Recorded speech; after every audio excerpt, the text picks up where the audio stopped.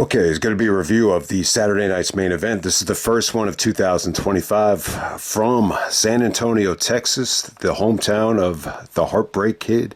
And we get to see Shawn Michaels, in a big time segment. Well, we'll get to that in a second, but good show. Definitely, once again, the formula definitely works for this. The 2 hour formula with just a lot of pure wrestling matches. I think that's the best way to put it. So first match tonight, we have Rhea Ripley taking on Nia Jax for the women's world title. Good stuff. I'm not the biggest Nia Jax fan in the world, but she's very valuable in this spot. Valuable in terms of, just being a good, foe, for Rhea Ripley, because she's a lot bigger, she's more dominant. It really makes Rhea Ripley a sympathetic babyface. I think Nia is definitely what China was missing, like right before they let China go. And I think that's one of the reasons why the fans started to turn on China, because when you're putting against Lita, like you want to see Lita defeat China.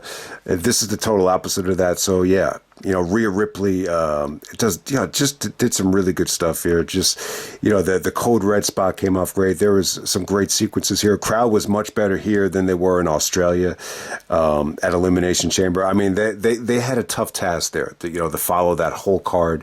But this, they get the hot crowd to go on first. But it was good stuff, man. It almost had like some Andre Hogan moments here with, Rhea collapsing after attempting the Riptide. So I thought that was cool. But ultimately, she gets the Riptide for the hot finish. And it was good. I would definitely say this is the one match on the show that exceeded expectations. Next up, we have Braun Breaker taking on Sheamus for the IC title. Good stuff, man. I thought this is match of the night. Once again, Braun Breaker impresses with the 23 miles an hour hitting the ropes, and the spot. It's tough to say that this was the spot of the night. I want to say the Fatu stuff might have been the spot of the night, but man, that Sheamus looked like he was going for the bro kick off the steel steps, and Breaker intercepts it and just spears him in midair. It looks sick as hell. And, thank God, Sheamus definitely wasn't going for the bro kick. It looked like he was, but if he got his knee up in the air, that knee could have connected with Breaker, and that would have been a nightmare. But Jesse the Body on commentary, he was bitching about the rope break here, that Sheamus should have won the match. I think that's what he was arguing about. But aside from that, I thought this was good stuff. Very hard hitting. Once again, Sheamus looked awesome here. Some of the bro kicks, some of the running knees, came off great. The spear to end this thing came off like $1 million. Once again, Breaker just had a all world performance here. The Frankensteiner was sweet as hell too. So I mean, this just had great replay value. These two guys rocked the house. This was definitely the banger match that Sheamus was alluding to. So yeah, Sheamus comes up short here. So the IC title is the only championship he never won. They were even saying here that Sheamus would solidify himself to be a Hall of Famer if he wins this match, if he wins the IC title. I think he's already a lock for the Hall of Fame. I mean, let's face it, they let so many guys into the Hall of Fame. Sheamus definitely deserves it. So let's move on to Cody. Cody and Kevin come out. Shawn Michaels is kind of like the moderator for the contract signing because they're in San Antonio and because it's actually a ladder match. Shawn is still the guy that made the ladder match famous, even though I wouldn't say that Shawn is like the greatest ladder match performer of all time. I don't know if I would go that far because, guys like Jeff Hardy, guys like Edge, even guys like Jericho have had so many more ladder matches than Shawn. But not to take away from this contract signing, I thought it was great. So Kevin Owens comes out with the Winged Eagle title. Cody comes out with his title. And lots of good tension. Shawn wasn't even able to get them to sit down.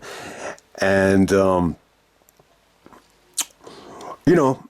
Kevin just, brings up the fact on SmackDown that Cody said that, Owens always takes the easy way out. But Owens said he disagrees with that. He thinks that, Cody's been the one to take the easy way out because he quit WWE, and Cody's just not in the mood for it. He's just not having it. He's just telling Kevin to shut up, and he just wants to get this thing done with so he could focus on main eventing WrestleMania. But important thing is, I thought Cody was great here. Like, he just showed a ton of emotion. He just showed the sense of urgency that he just wants to put this thing to an end. He's just tired of all the bickering and all the nonsense.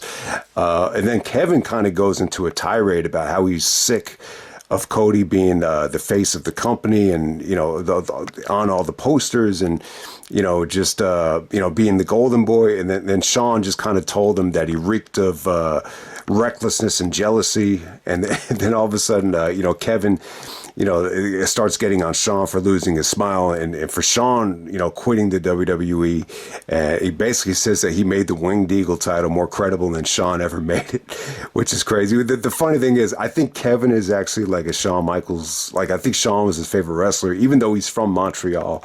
And Shawn even had to mention that Kevin was from Montreal, so I thought that was funny. But yeah, good tension here. This kind of ends with Shawn actually super kicking Kevin Owens after started fighting each other. Then Shawn tries to break it up. It looks like Kevin's going for the package power driver. Cody breaks that up, but ultimately, Shawn ends up super kicking Kevin. It was a good segment. I'm not going to say it was great.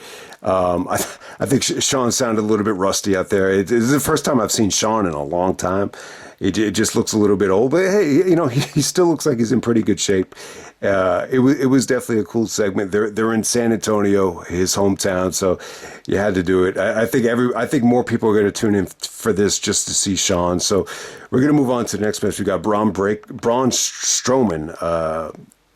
We got two Brons on the show. I didn't even realize it. We got Braun Strowman actually taking out Jacob Fatu. Ends it in disqualification. Fatu actually gets disqualified for pushing the referee, and all of a sudden he's just giving Fatu's just giving Strowman like a ton of just running ass shots to the turnbuckle area. I don't know what the exact name for the move is, but Strowman was actually bleeding from the nose here. It was crazy stuff. But before we even get to that, though, Strowman looked like first time watching Strowman in a long time. I think he definitely lost some juice.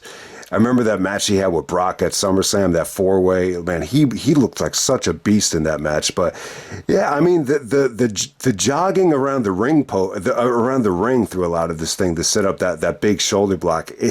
It looked a little slow. It definitely looked like the old Strowman rather than the Strowman of old. But it was cool to see Strowman. But he was kind of being a good soldier here and just putting over Fatu. But even though it ends in a DQ, Fatu might have stole the show here. I mean, he's relentlessly doing his springboard, moonsault here, and he was just doing it over and over again. The whole locker room comes out to break it up. He's doing it over the whole locker room.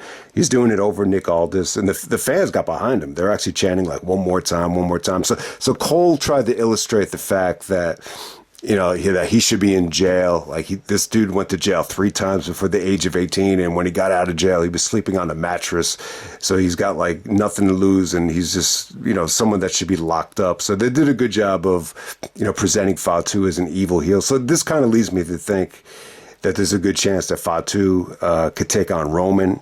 I wouldn't mind that. I think that would be cool. I think the more realistic option is to take on Jay Briscoe. I mean, Jey Uso at WrestleMania. I think that would be cool. So this definitely sets up Fatu to have a major role at WrestleMania, because I think he's that good. I thought he was awesome here. Strowman didn't look great, but he was just there to kind of elevate Fatu, and he did a good job of it. He did his job. I mean, I kind of feel bad for Strowman. It kind of felt like they were sending the old man packing on the way out at 41 years old or whatever he is. But we're going to move on to the main event. We got main event Jey Uso challenging Gunther for the World Heavyweight Championship. Good match here, man. Good match. Too many commercial breaks for me. It was funny. I was watching this thing on Peacock. I have the Peacock where you pay extra for it because I like to see the video packages. So it was cool. It was cool, like just to have this sign that says, "We'll be right back." In a second. So there's no commercials. But I actually prefer that as opposed to seeing the commercials. But it just felt like they went to a commercial break too many times in this match. But that was my biggest gripe with it. But I thought the match over delivered. I thought it was good. If anybody saw the build up on Raw, Gunther was kind of trying to, make a mockery out of Jey Uso, saying he's a mascot and, nobody really takes him seriously.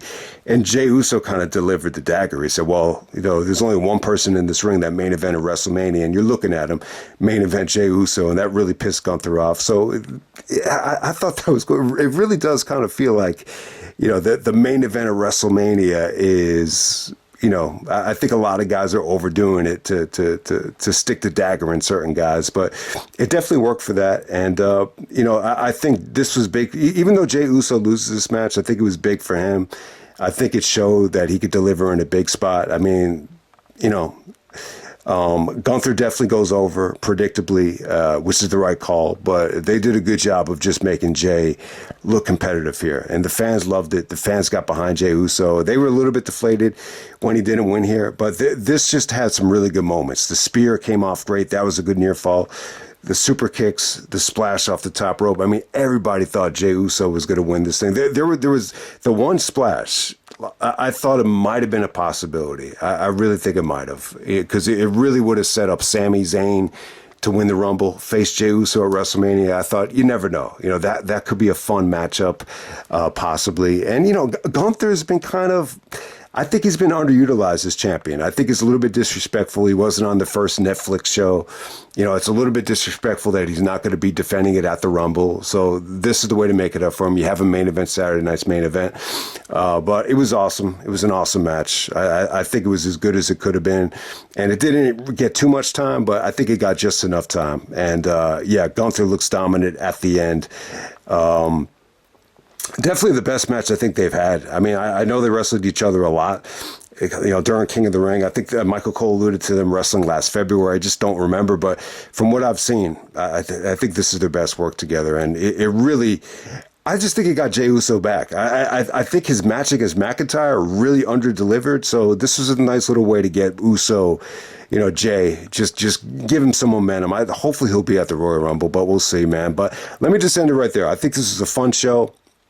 Some people might argue you shouldn't have done a review of this. It's just not enough to talk about here. But, I'm really excited, man. I think this is going to be a good week. I think, getting ready for the Rumble, I think you could put everything behind you now. You could put Vince McMahon, the documentary, the Punk injury. I think everybody is ready to just empty the tank this week. I think it's going to be an awesome Royal Rumble. I think they know last year, they kind of fumbled it. There was a lot of darkness in the air, but I think this is it, man. This is the time to do it. I think it's going to be an awesome Rumble. I think it's unpredictable. I think everything is going to be great. You're going to get some nice surprises. You're even going to get the Motor City Machine Guns at the Royal Rumble against DIY, 2 out of 3 falls. Man, I can't believe that's going to be awesome. So hope everybody enjoyed the review. I'll try to keep this short, so I'll end it right there. That's Saturday night's main event, 2025, and I'm out.